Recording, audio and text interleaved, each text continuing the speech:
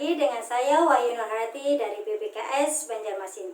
Baiklah, untuk kali ini kita akan membahas tentang proses pertolongan dalam praktek pekerjaan sosial. Tahapan proses pertolongan dalam praktek pekerjaan sosial menurut Dubois dan Millet ada 3. Yang pertama adalah dialog, kedua penemu kenalan atau discovery, dan yang ketiga adalah pengembangan atau development. Baiklah, apa itu dialog, apa itu pengembangan dan penemu kenalan? Berikut ini infografisnya. Selanjutnya kita bahas yang pertama dulu, yaitu tentang dialog. Di dalam dialog ada tahapan-tahapannya. Yang pertama, persiapan untuk bekerja sama. Di dalam persiapan untuk bekerja sama ini, pekerja sosial harus bisa sebanyak mungkin memperkenalkan atau menjelaskan apa maksud dan tujuan kehadirannya dalam masyarakat. Pelibatan diri seorang pekerja sosial bisa melalui aktivitas-aktivitas interaksi di dalam masyarakat. Pertemuan-pertemuan nonformal, pertemuan warga, maupun pertemuan keagamaan dapat dilakukan agar pekerja sosial dapat masuk ke dalam komunitas masyarakat tersebut. Kedua, pembentukan dan pengembangan rasa saling percaya. Pemahaman warga bahwa pekerja sosial merupakan orang yang tidak mengancam, memiliki misi membantu, serta memegang teguh prinsip kerja yang didedikasikan sepenuhnya kepada masyarakat, akan membuat masyarakat menjadi lebih percaya kepada pekerja sosial, sehingga hal tersebut menjadi langkah awal dalam pembentukan dan pengembangan trust atau kepercayaan. Ketiga, pembentukan dan pengembangan partnership.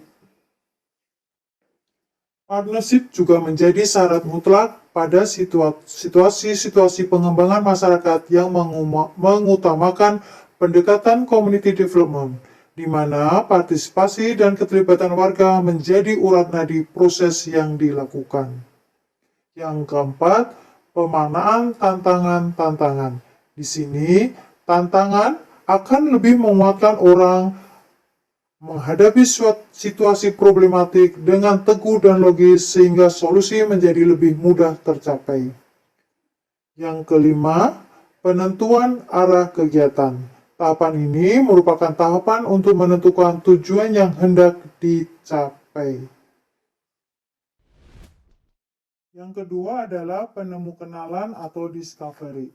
Di sini terdiri dari satu, penggalian sumber daya. Penggalian sumber daya ini bisa dibagi dua, yaitu sumber daya sejenis, bisa dikatakan bonding istilahnya. Yang kedua, sumber daya tidak sejenis, atau bisa dikatakan linking atau bridging.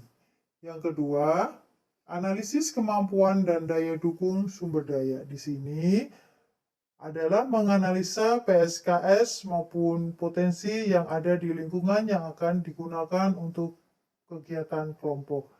Ketiga, membentuk tim. Tim bisa jadi berbeda-beda baik karakter maupun sifatnya. Yang terpenting harus ada trust building dan memiliki kesatuan arah yang sama. Yang keempat, membingkai solusi. Membingkai solusi ini dengan kata lain, mereka atau kelompok harus memfokuskan terhadap rencana yang akan dilakukan. Kelima, menguatkan motivasi kerjasama. Di sini harus ada pemahaman antar warga satu sama lainnya, kebersatuan, atau memahami satu dengan yang lainnya. Atau dengan istilah, tidak ada lagi istilah aku atau dia, tetapi yang ada hanya kita. Yang ketiga, pengembangan atau development. Istilah lain bisa dikatakan action. Terdiri dari satu, mengaktifkan dan menguatkan interaksi sosial. Di sini bisa dikatakan meningkatkan hubungan sosial di antara anggota kelompok dan masyarakat. Yang kedua, mengaktifkan dan menggerakkan sumber daya. Istilahnya yaitu memanfaatkan PSKS yang telah dianalisa sebelumnya untuk kegiatan program kelompok. Ketiga, memperluas peluang, yaitu memperluas jaringan PSKS yang lainnya. Keempat, kenalan keberhasilan yang telah dicapai, yaitu melakukan evaluasi terhadap program yang telah dilakukan. Kemudian yang kelima, pendampingan.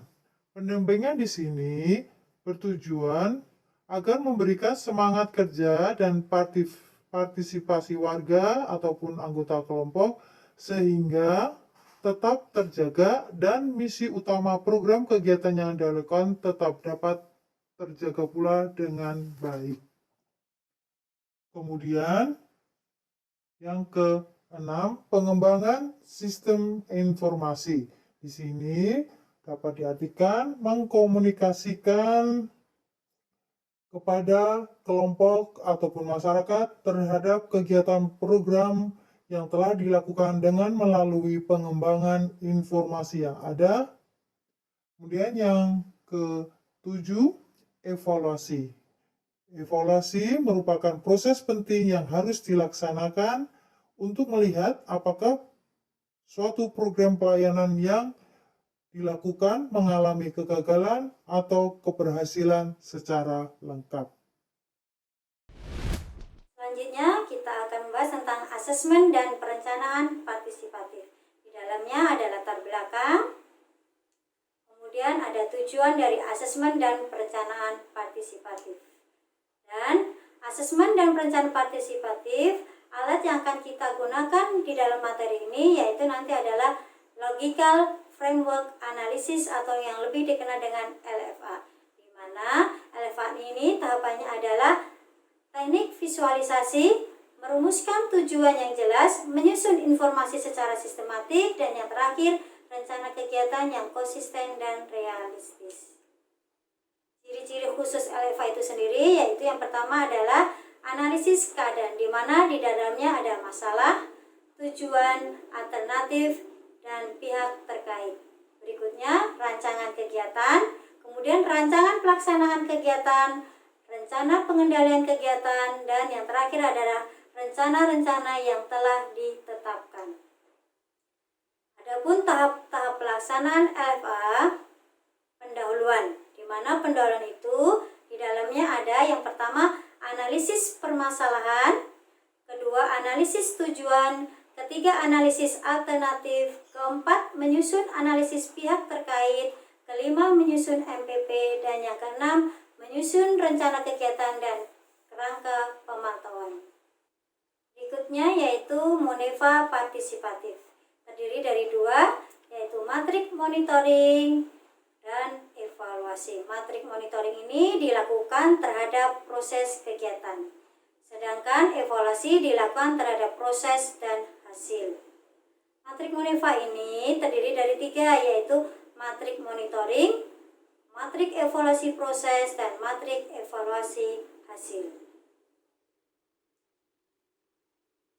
Aspek apa saja sih yang di Moneva? Ada monitoring, ada evaluasi proses, dan evaluasi hasil.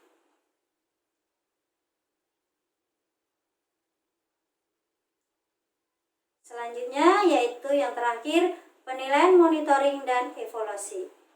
Penilaian monitoring dan evaluasi memiliki pengertian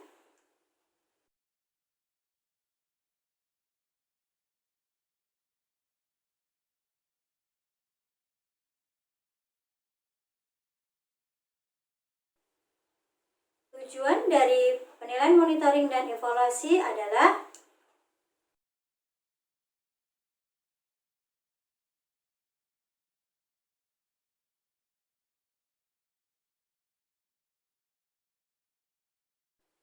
aspek yang di Moneva adalah monitoring dan evaluasi proses, di mana di dalamnya ada persiapan sosial, asesmen, perencanaan pemecahan masalah, pelaksanaan program. Sedangkan evaluasi hasil yang pertama adalah ketepatan waktu, ketepatan sasaran, ketepatan jumlah, ketepatan kualitas, ketepatan lokasi, penerimaan warga terhadap program itu sendiri, dan yang terakhir, manfaat dari program yang sudah kita laksanakan.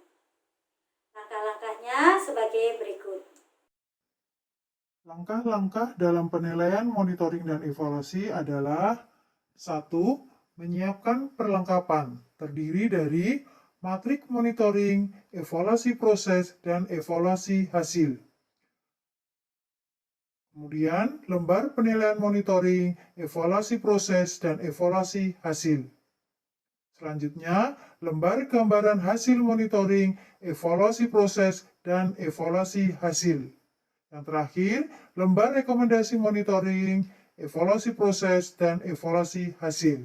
Langkah kedua yaitu melakukan penilaian terhadap setiap aspek sesuai dengan ukuran-ukuran yang disajikan dalam matrik. Hasil penilaian ditulis pada lembar penilaian yang disediakan. Langkah ketiga, membuat gambaran hasil monitoring, evaluasi proses, dan evaluasi hasil pada lembar yang telah disediakan. Dan langkah yang terakhir atau langkah yang keempat yaitu menyusun rekomendasi. Demikian materi tentang proses pertolongan dalam praktek pekerjaan sosial. Terima kasih, kita berjumpa di lain kesempatan.